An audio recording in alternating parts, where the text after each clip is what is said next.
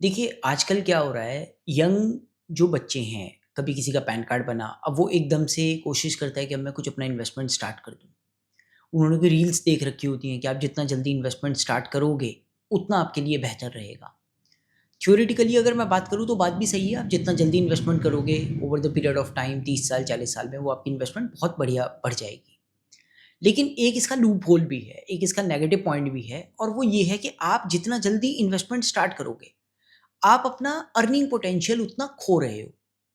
और इस बात को समझने के लिए आपको ये चीज़ समझना बहुत ज़रूरी है कि व्यक्ति के पास 3 डिफरेंट टाइप्स ऑफ इनकम्स होती हैं। पहली इनकम होती है एक्टिव सोर्स ऑफ इनकम, दूसरी होती है कैपिटल गेन्स और तीसरी होती है passive source of income. Active source of income का मतलब क्या होता है कि जहाँ पर हम अपना टाइम, अपनी एनर्जी को ट्रेड कर रहे हैं। जैसे कोई व्यक्ति जॉब पे जा रहा है, तो वो अपना टाइम, अपनी एनर्जी इन्वेस्ट कर रहा है, बदले में उसको पैसे मिल रहे हैं। कोई व्यक्ति, कोई किसी का कोई स्मॉल स्केल बिज़नेस है, जहाँ पर उसका खुद का इन्वॉल्वमेंट है, कोई उसकी शॉप है। तो वो जब तक वो उस शॉप पर बैठ रहा है, जब तक वो उस शॉप को मैनेज कर रहा है, तब तक उसको इनकम आ रही है। जिस दिन उसने बैठना बंद किया, उस दिन उसकी इनकम खत्म हो गई। इसको हम बोलते हैं active source of income. Second source of income होती है कैपिटल गेन्स, जहाँ पर हम लोग कुछ इन्वेस्टमेंट्स करते हैं। चाहे हम प्रॉपर्टीज़ में इन्वेस्ट कर रहे हैं, चाहे हम शेयर्स में इन्वेस्ट कर रहे हैं या हम म्यूचुअल फंड्स में इन्वेस्टमेंट कर रहे हैं। इसको इस इन्वेस्टमेंट को हम बोलते हैं कैपिटल गेन्स। तीसरी इनकम होती है पैसिव सोर्स ऑफ इनकम, जहाँ पर हमारा खुद का कोई इन्वॉल्वमेंट नहीं है, हमने बस एक पैसे को इन्वेस्ट किया और बदले में हमें वहाँ से रिटर्न्स आ रहे हैं, बिना हमारे इन्वॉल्वमेंट के। इस इन्वेस्टमेंट्स को हम बोलते हैं पैसिव सोर्स ऑफ इनकम। इसके मेजर एग्जांपल्स क्या हैं? जैसे जब कोई व्यक्ति बैंक में एफडी करता है, तो बदले में जो उसको इंटरेस्ट आता है, उसमें उसका कोई इन्वॉल्वमेंट नहीं है, लेकिन उसको इंटरेस्ट आ रहा है, वो एक पैसिव सोर्स ऑफ इनकम है। ऐसे ही कोई व्यक्ति शेयर्स परचेज़ करता है, उसको हर टाइम इंटरवल के बाद में वहाँ से डिविडेंड्स आता है उन शेयर से, तो वो भी एक बढ़िया पैसिव सोर्स ऑफ इनकम है। कोई व्यक्ति अपनी प्रॉपर्टी को रेंट पे देता है, हर महीने उसको वहाँ से रेंटल इनकम आ जाती है, वो भी एक बहुत अच्छा पैसिव सोर्स ऑफ इनकम है। अब प्रॉब्लम क्या होती है कि लोग इस सीक्वेंस को ब्रेक कर देते हैं। जब वो यंग एज में होते हैं तो वो बहुत ज़्यादा इन्वेस्टमेंट्स के बारे में सोचना स्टार्ट कर देते हैं कि अगर हम अभी से इन्वेस्टमेंट कर दें तो ऐसा हो जाएगा, 20 साल बाद, 30 साल बाद ऐसा हो जाएगा, ये हो जाएगा, वो हो जाएगा। थ्योरेटिकली वो सारी कैलकुलेशंस बिल्कुल ओके हैं। लेकिन अगर आप उसको प्रैक्टिकली देखोगे तो आप एक अपना अर्निंग पोटेंशियल खो रहे हो। तो जब व्यक्ति यंग है, बिलो 30 है स्पेशली, तब उसको ज़्यादा फोकस करना है अपनी एक्टिव सोर्स ऑफ इनकम पे।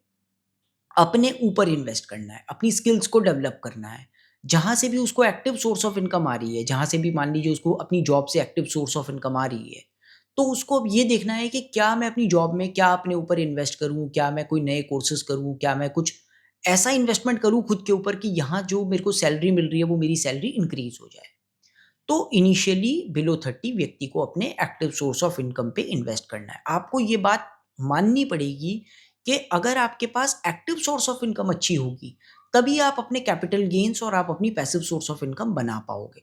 अगर आपके पास एक्टिव सोर्स ऑफ इनकम ही अच्छी नहीं है, तो ना तो आप बहुत बेहतर तरीके से इन्वेस्ट कर पाओगे और ना ही आप उस इन्वेस्टमेंट को ग्रो होने के लिए टाइम दे पाओगे। तो आपको अपनी यंग एज में बिलो 30 कुछ ज़्यादा focus mutual fund, shares, properties इन सब पे आपको ज़्यादा फ़ोकस नहीं करना। आपको पूरा फ़ोकस करना है अपने खुद के ऊपर, अपनी स्किल्स को एनहांस करने में, अपनी एक्टिव इनकम को इंक्रीज़ करने में। अब आफ्टर 30 इयर्स ऑफ एज आपको इन्वेस्टमेंट्स की तरफ जाना है, जहाँ पर आप कैपिटल गेन्स वाले हेड की तरफ बढ़ रहे हो, जहाँ पर अब आप कुछ इन्वेस्टमेंट्स कर रहे हो, जहाँ पर आप शेयर्स में इन्वेस्ट कर रहे हो, म्यूचुअल फंड्स में इन्वेस्टमेंट कर रहे हो, प्रॉपर्टीज़ में इन्वेस्टमेंट कर रहे हो, ताकि उनके प्राइसेस बढ़ें और आपको उन बढ़े हुए प्राइसेस का बेनिफिट हो जाए। इस इनकम को हम बोलते हैं कैपिटल गेन्स।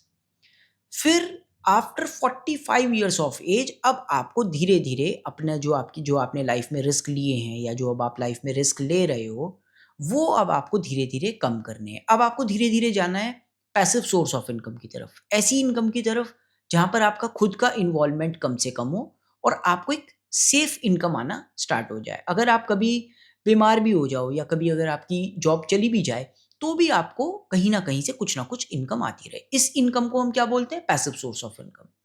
ये कैसे क्रिएट हो सकती है? जैसे आप बैंक में इन्वेस्टमेंट करते हो, कोई बैंक में आप एफडी करते हो, वहाँ से जो आपको इंटरेस्ट आता है, ये पैसिव सोर्स ऑफ इनकम का बहुत अच्छा एग्ज़ाम्पल है। ऐसे ही आप कोई प्रॉपर्टी अपनी रेंट पे देते हो, वहाँ से जो आपको रेंटल इनकम आती है, ये भी एक पैसिव सोर्स ऑफ इनकम है। आप कोई शेयर्स परचेज़ करते हो, वहाँ से आपको हर एक टाइम इंटरवल के बाद आपको डिविडेंड्स आते हैं, ये भी एक बहुत अच्छा पैसिव सोर्स ऑफ इनकम है। तो जब हम यंग हैं, हमें इस सीक्वेंस को, active, capital gains and passive income को समझना है। इनिशियल डेज में हमें एक्टिव इनकम पे, खुद पे हमें बहुत ज़्यादा फोकस करना है। मिड एज में हमें इन्वेस्टमेंट्स करने हैं और एक सर्टेन पीरियड ऑफ टाइम के बाद, आफ्टर 45-50 ईयर्स के बाद, हमें पैसिव इनकम की तरफ मूव ऑन करना है।